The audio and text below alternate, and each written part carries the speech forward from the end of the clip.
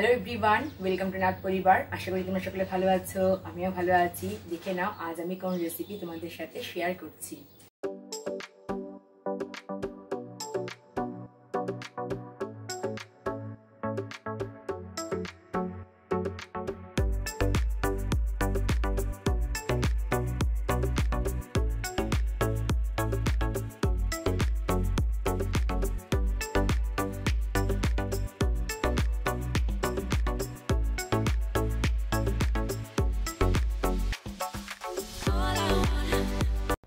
তোমাদের সাথে আজ আমি শেয়ার করব একটা ট্র্যাডিশনাল রেসিপি।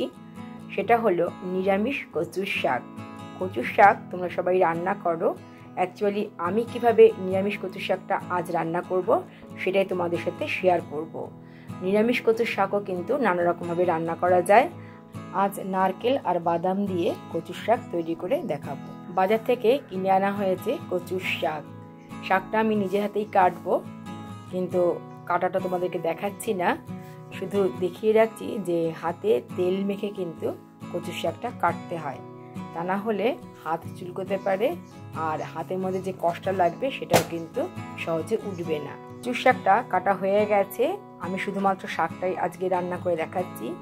গুঁড়াটা যেটা শোলা কচু সেটা আমি তোমাদেরকে অন্য সময় রান্না করে দেখাবো। ফার্স্টে কচুর শাকটা ধুয়ে নিতে হবে, তবে হাত দিয়ে না ধোয়াই ভালো, সেক্ষেত্রে চুলকোতে পারে। কচুর শাকটা খুব ভালোভাবে ধুয়ে আমি নিয়ে নিয়েছি প্রেসার কুকারে।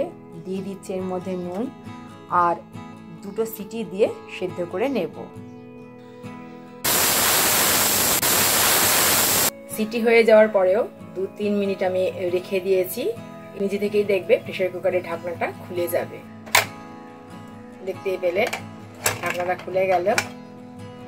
কচুটাও খুব ভালোভাবে সেদ্ধ হয়ে গেছে। নিয়ে নিয়েছি একটা ছিদ্রযুক্ত পাত্র, তার মধ্যে আমি দিয়ে দিচ্ছি কচুর শাক, যাতে জলটা সম্পূর্ণ ঝরে যায়। একটু চেপে দিতে হবে যাতে জলটা সম্পূর্ণ ঝরে যায়। দেখতেই পাচ্ছ কত জল। কচুর শাক থেকে জলটা সম্পূর্ণ ঝরানো হয়ে গেছে। এবার বসিয়ে দিয়েছি কড়াই, দিয়ে দিলাম এর মধ্যে সর্ষের তেল। তেলটা একটু বেশি দিতে হবে, তা না হলে কচুর শাক খাওয়ার পরে কিন্তু গলা ধরতে পারে। যাই হোক, দিয়ে দিলাম এর মধ্যে বাদাম। আমি বাদাম দিয়ে কচুর শাকটা রান্না করছি, ইচ্ছে করলে তোমরা ছোলা দিয়েও তৈরি করতে পারো।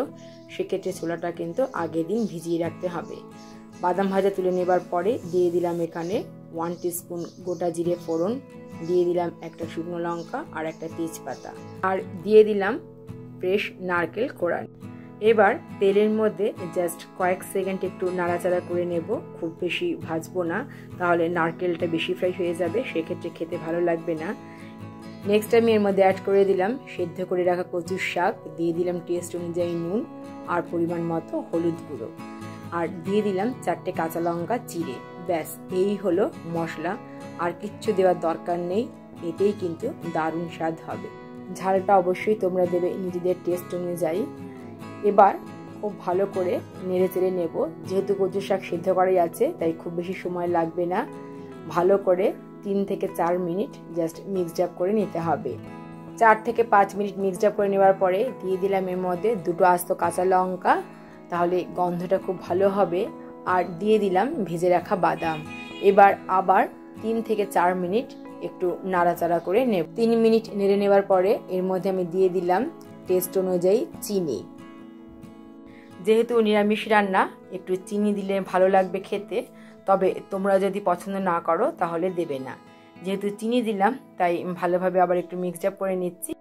এবার জাস্ট 2 মিনিট ভালোভাবে নাড়াচাড়া করে নিলেই রান্না কিন্তু কমপ্লিট হয়ে যাবে, কারণ সমস্ত কিছু এর মধ্যে দেওয়া হয়ে গেছে।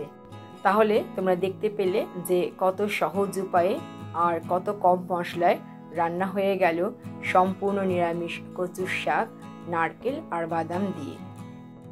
দেখতেই পাচ্ছ কচুর শাকটা এরকম হয়েছে। এবার আমি তোমাদেরকে সার্ভ করে দেখাচ্ছি।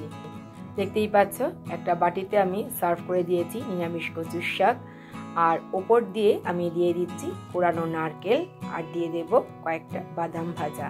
তাহলে দেখতে ভালো লাগবে আর খাওয়ার সময় তো আরোই ভালো লাগবে। ভিডিওটা প্রথম থেকে শেষ পর্যন্ত দেখার জন্য অসংখ্য ধন্যবাদ। আশা করি আজকের ভিডিওটা সকলেরই ভালো লেগেছে। তাহলে আজ এই পর্যন্তই, দেখা হবে তোমাদের সাথে আবার নেক্সট ভিডিওতে। ততক্ষণ পর্যন্ত তোমরা সকলে ভালো থেকো।